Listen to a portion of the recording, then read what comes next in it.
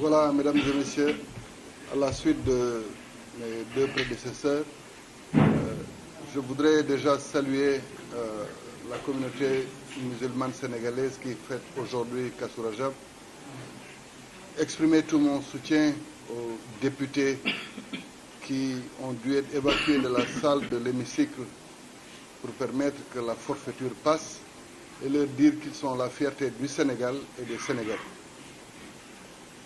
En complément à ce que vient de dire Amadou Ba, de la coalition Diomaye Président, je voudrais rappeler qu'il y a eu une première requête. La première requête concerne les candidats pris individuellement et qui voudrait qu'en application des dispositions des articles 29 et 34 de la Constitution sénégalaise, que le Conseil constitutionnel continue de jouer son rôle. Dans le jargon juridique, le principe de la connaissance acquise a été utilisé, puisqu'il y a eu un discours à la nation du président de la République Macky Sall. Nous avons pris l'extrait de ce discours pour le déposer au Conseil constitutionnel, même si à ce moment-là, le décret abrogeant, donc le précédent décret qui avait convoqué le corps électoral, n'était pas disponible, en tout cas pour les Sénégalais. Donc nous avons demandé au Conseil constitutionnel de continuer à être l'arbitre du jeu électoral comme le prévoient les dispositions légales et réglementaires. Et en même temps, nous lui avons demandé, conformément aux dispositions de l'alinéa 7 de l'article 103, de continuer à jouer son rôle. Et cet alinéa est hyper vital pour la survie du Sénégal. Parce que c'est dans cet alinéa que la forme républicaine de l'État du Sénégal est rendue intangible. Quand nous rendons intangible notre forme républicaine et que nous rendons intangible du fait de leur réforme consolidante de 2016, la durée du mandat, je pense qu'il n'y a plus de sujet à débattre du point de vue du droit et que cette première requête déposée par les candidats eux-mêmes devrait suffire à rétablir les candidats dans le droit pour que le processus électoral continue. Je rappelle d'ailleurs que cet alinéa découle de leur réforme consolidante de 2016. Pour une petite genèse, le président Macky Sall voulait réduire son mandat. Et il a consulté le Conseil constitutionnel pour lui dire que je voudrais ramener mon mandat de 7 à 5 ans. Le Conseil constitutionnel lui dit que tu es incompétent quand il s'agit de la durée du mandat. Et qu'en aucune façon, ce sujet n'est de ta compétence. Qu'en conséquence, d'ailleurs, il faudrait que tu continues ton mandat jusqu'à son terme en 2019. Et c'est à la suite de ça que nous sommes partis dans le cadre d'un référendum pour dire qu'en aucune façon, nous ne pouvons revenir sur la durée du mandat, ni sur le nombre de mandats consécutifs. Donc c'est une question qui, pour moi, à elle seule, suffit à régler ce problème qui se pose actuellement. La requête des candidats doit être examinée au plus vite par le Conseil constitutionnel pour que, ensemble, cette décision qui va être favorable à ces différents candidats puisse permettre la continuation du processus électoral. Deuxièmement, comme il a été dit, les députés ont vaillamment résisté, mais ils ont encore une possibilité de pouvoir défendre le Sénégal. C'est de pouvoir saisir encore une fois le Conseil constitutionnel suite au décret qui a été publié. Et nous attendons donc la promulgation de leur loi, ou le délai de 6 jours, pour pouvoir aussi porter les recours qu'il faut.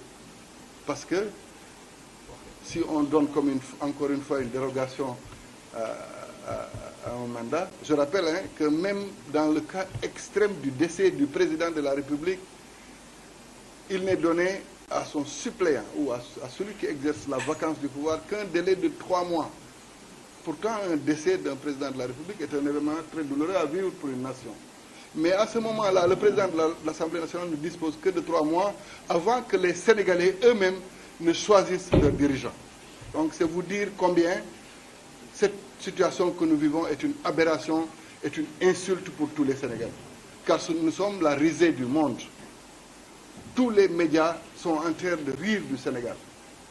Et aujourd'hui, ce n'est plus un combat de candidats. Heureusement que tout le monde l'a compris. Et c'est pourquoi nous, ce collectif-là, nous avons décidé d'aller à la rencontre de tous les segments de la nation qui se sont déjà prononcés pour la préservation de la démocratie sénégalaise. vous avez dû voir tous les segments des mouvements sociaux, des associations, des autorités religieuses qui ont osé dire la sacralité de la Constitution sénégalaise et que le respect du calendrier électoral est un élément de stabilité de notre nation. Donc dans cette démarche-là, nous appelons tout le monde à l'unité. Il ne s'agit pas d'un combat d'un candidat ou d'un candidat spolié ou d'un parti qui aurait pu vouloir être membre de ce processus et qui ne l'est pas. Il s'agit d'une affaire qui concerne tous les Sénégalais et cette crise permet de régler, si elle est réglée comme nous le souhaitons, définitivement toutes les questions des dérives qui peuvent survenir dans l'avenir. Et c'est pourquoi le collectif de la société civile, des différents acteurs de la société civile qui a pu se prononcer, le collectif des candidats spoliés qui s'est déjà prononcé, toutes les organisations syndicales, toutes les centrales syndicales qui se sont prononcées, les associations et les autres mouvements feront l'objet d'une visite de la part de ce collectif pour qu'ensemble, les décisions qui vont être prises pour mobiliser le peuple sénégalais soient des décisions qui émanent de tout le Sénégal au lieu que ce ne soit des décisions qui émanent d'un ou de plusieurs candidats. Voilà ce que je voulais dire. Et encore une fois, des procédures seront en cours aussi concernant les actes illégaux qui ont été posés par le président de la République et par le gouvernement. Parce que si vous vous rendez compte, dans l'actualité d'hier, ceux qui étaient dans la commission d'enquête de l'Assemblée nationale étaient eux-mêmes en train de laver à grande eau celui qui a été cité dans le texte de loi comme le corrupteur. C'est cette incohérence, cette incongruité qui montre combien il ne s'agit que d'un jeu politique. Rien d'autre. Vous ne pouvez pas être un accusateur, le lendemain, avant même que vous ne meniez les enquêtes, vous revenez pour dire que celui que vous avez accusé est blanc comme neige et que, naturellement, il reste votre candidat. Si c'est un corrupteur, il ne doit plus rester un candidat. De la même manière qu'il faut refuser à d'autres candidats qui ont la double nationalité la prétention qu'ils puissent diriger le pays. Voilà ce que je voulais dire en ramasser et je laisse la parole à mes collègues suivants.